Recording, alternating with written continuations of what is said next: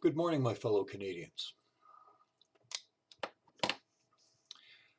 The Fourth Estate, referring specifically, of course, to print media.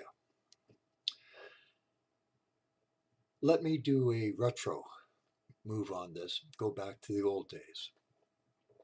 My parents grew up in rural Manitoba. Your media source was the radio. That was your source for news, weather, sports. CBC radio was the most common, it was nationwide. Radio entertainment, radio plays, radio comedies, radio dramas, radio mysteries, radio. That was it. Newspapers were very scarce. In rural Manitoba, you had to be in the cities, and people on the farms would get them eventually, but not, there was no like door to door delivery as we know it. And so they relied on the radio. And then, of course, print media for those in the cities or larger communities had their own newspapers. And then television came and actually brought motion pictures, moving pictures into the homes. So this whole evolution came along.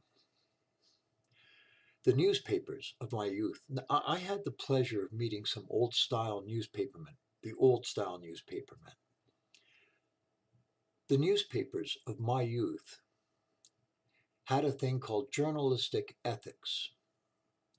Essentially, what this meant was they would report the facts. They would report the truth. And we as Canadians, were accorded the presumption of sufficient intelligence to sort through the information we had and arrive at a conclusion. Now, in one edition of a newspaper, you might find a columnist supporting a particular position, and you might find another columnist taking a contrary view. So you would get both sides of an issue, and we were permitted to make up our own mind. Now, they had editorial lines where they might be slanted towards one thing or slanted towards another, but we were still accorded the presumption that we could make up our own mind from all the available information. That was then. This, sadly, is now. Where did this change? In a previous post, I'd gone on about what happened to politicians in Canada, the politicians of my youth versus the politicians of today. If you haven't seen it, it's worth the watch. But just a quick recap.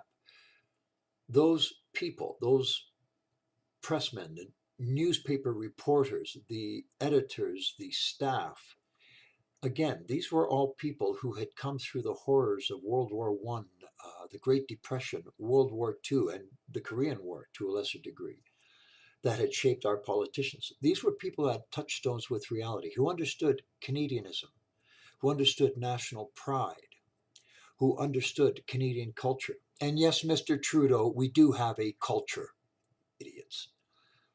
They understood this. They understood what it meant to be a Canadian. They understood the meaning of the term free press. And so they had these journalistic ethics, which was basically present all the information available to the Canadian public and allow them to make up their own mind. This creeping tide of liberalism, this arrogant assumption that we know best and therefore we will cherry pick what information the poor dumb masses will be allowed to hear. We will filter out for the simpletons what they should be allowed to know, and we will slant and we will guide the public towards a better path. So essentially, when you read a lot of newspaper sources, current media, televised media, a lot of it is extremely liberal left and slanted that way. People who rely on this solely for their information wind up impossible to talk to because their minds are made up. I've had this personally happen. A friend of mine who reads the Toronto Star. Anybody with the brains of a tulip knows the Toronto Star is strictly a liberal apologist rag. Uh, they slam the Conservatives at every opportunity. They're in bed with the NDP, but to a big degree with the Liberals. I have no use for that paper whatsoever. I think it is good for a birdcage liner or potty training your dog.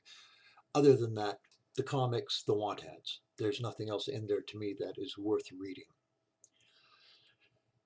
CBC has surprised me. CBC is coming out with, has broken the tax scandal that the current Liberal administration is forgiving tax cheats to the tune of mega millions.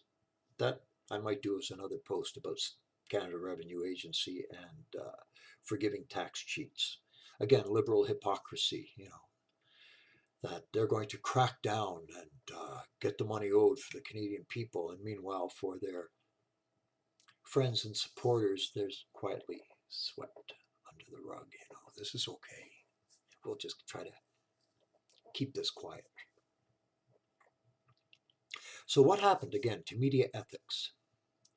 One of the most egregious examples that I can think of was the Pegida rally, which I'd mentioned in a previous post. Now, Pam Seidel from City TV News was there at the Pegida rally. She had the footage of her being surrounded by a bunch of Antifas, and she said, I felt harassed and intimidated by these people surrounding at her, screaming at her and her cameraman about trying to talk to Pegida. Do not give a platform to racists. Well, I won't go on about Pegida. That's in another post. Look it up. I watched the footage and I thought, if I was, even as a guy, and like I'm not a small guy, but even as a guy, if I was surrounded by a bunch of young screaming hotheads, I'd be prepared to get violent. Okay, I would feel harassed and intimidated, partially, I guess, because of the years as well. So I perfectly understood that she felt harassed and intimidated, and she said so. And like I said, the footage supports this. I don't know if the footage is even still available.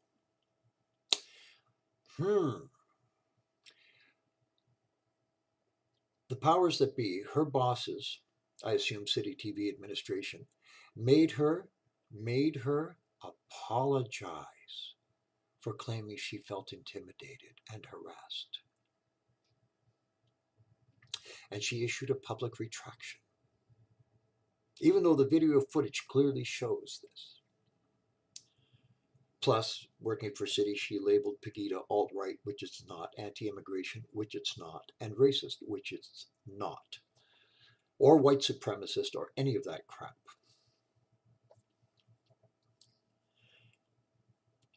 Now, this has become the norm, sadly. I learned about this years ago from an individual I met who clued me in on the fact that her newspaper she worked for as a researcher had an editorial line, and if you wished to write for this newspaper, you toed the editorial line. So that's basically censorship. We will allow you to write for us and to stay on staff if you follow the editorial line. We don't care about an opposing viewpoint. We don't care about how factual it is or how supported it is. If it is contrary to our editorial line, you will not be allowed. You will work for us. You will publish what we tell you to publish. You will print what we tell you to print, and you will say what we tell you to say. And that is what trickles down to the Canadian public. I do not blame Pam Seidel, okay, because this is a perfect example of liberalism, this so-called, that tries to put itself forward as being so concerned about social issues and the people of Canada.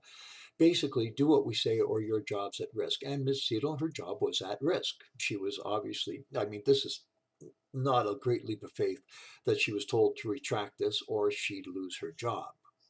Isn't that nice? Attack your rice bowl, attack your income, your livelihood, to force you into compliance. Forget journalistic ethics. Forget saying, wait, I had a right to say this, or this was the truth. No, no, no, no, no, no, no. Doesn't matter if it's the truth. We want you to publish what we want you to publish. We want you to say what we want you to say, and we will decide what information is given to the general public. One of the few now, the National Post, from what I have read of that here in Toronto, is a balanced newspaper. There are pro and contra on major issues. The Sun, Toronto Sun, God love them. I could get all the information I needed off the internet, but I still subscribe to the Toronto Sun because I will support that newspaper. They do. They actually allowed Jerry Diaz, even though they are pro-conservative, they allowed Jerry Diaz from Unifor to put to put a column in supporting his position and slamming Doug Ford, even though they are pro-conservative. They give that is the nearest thing I have seen to balanced reporting. So, like I said, where did this all go off the rails? That whole concept of balanced reporting. Well, that's the same as with the politicians, and I blame that solely, again, lay this squarely on the shoulders of academia. When that older generation who was in touch with true core Canadian values, as they died off and the new wave came in with these liberal ideas that we should try this and we should try that, and we think and we feel. Now, never mind the facts, we think, we feel. Let's try this as a social experiment. And they determined that they should have the right to shape their students as they saw they should be. Not, we will give you all the information and allow you to make up your own mind. I mean, this is very obvious that universities today are hotbeds of liberal, leftist, NDP garbage. Right wingers, Jordan Peterson lost tenure because he wouldn't follow Wynn's thing about the gender neutral pronouns. Well, that's what I mean about attacking your livelihood. Do what we want or we will attack your livelihood. And it's blackmail. Plain and simple. It is blackmail. To threaten your livelihood if you won't fall into line with the current mode of thought, that's blackmail. And that's a crime. That's a sin. There is no moral high ground when you have to force somebody into compliance by threatening their livelihood. There's no moral high ground there at all. That's about as base and low and sleazy as you can get. But they don't see it that way, of course. No, this is all done for the most noble of reasons. Really? Because, well, it's obvious that now, as a blue-collar worker, I am far too stupid to be able to make up my own mind. We see this in the educational system. Again, all that trickled down from universities. They train the teachers who go into the schools with the same liberal garbage. Journalistic school, they're coming out with the same liberal garbage. So thank God for the internet, because there are non-mainstream media sources, Freebird Media, the Rebel Media, True North. There are so many now individuals like myself who are speaking up about solid Canadian values. There are some do it from a religious standpoint, some from a political standpoint.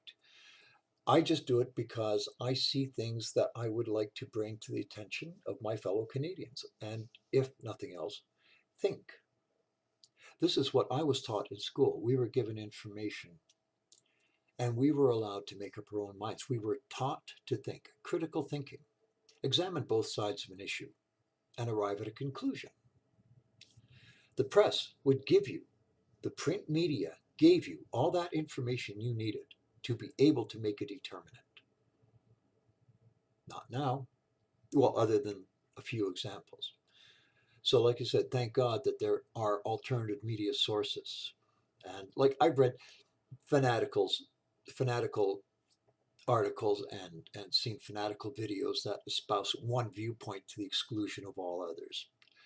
I've said it in previous posts, fanatics bother me. Fanatics are willing to do the most terrible things in the name of their truth. The Nazis, the communists, they bother me. I like to think of myself as a balanced person. I look at issues and I want to hear the other viewpoint. I want to hear what is said contrary to my beliefs. Now, years back, I dated a lady, and again, I mentioned this. If I'm repeating myself, forgive me. I had a more rough and tumble upbringing, and I'd seen a little more of the, say, the hard side of life than a lot of my contemporaries. So it gave me, I won't say cynical, but it gave me a more pragmatic and realistic view of life and an ability to understand, let's say, this, the darker side of our civilization and our life in general. So we're having discussions, and not arguments, discussions. And I would say, don't you realize that? The counter argument I got was, well, I'd like to think that's not the way it is. Discussion over. There is no arguing with feelings. I argue from a position of fact and knowledge, information. You cannot counter that with I feel, or I believe, or I think. Well, what is your evidence for thinking this? I feel. We feel. Feel. Feelings, not facts. But this is what they're teaching in the schools today. Your feelings matter. No, they don't. When it affects my country, your feelings don't matter. I'm sorry if you're hurt. I'm sorry if hard reality is something that you don't want to face or don't like. I really am. But mostly, I'm sorry for the deterioration of Canadian values. I'm sorry for the things I've lost from my youth. Responsible government, responsible media,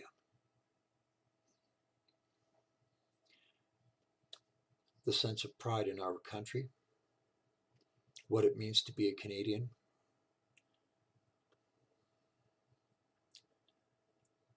I can only hope that the next election brings in people who understand this. Scheer seems to. Again, he's a Saskatchewan boy. And most of the prairie people, if you've ever traveled across this country, you see people from the prairies, not so much BC, but Alberta, Manitoba, Saskatchewan, and even, let's say, rural people here in Ontario or New Brunswick or Nova Scotia have a much better idea, have a much better finger on the pulse of what it means to be a Canadian than a lot of the city people who've embraced this New Age stuff because this is what they've been taught.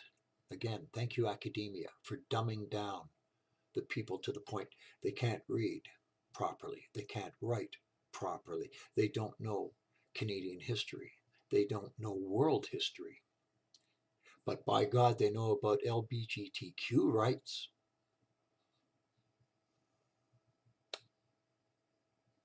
So, what's my point for this? Don't blindly follow any media source. God gave you a brain. Use it. Thank you. Have a good day.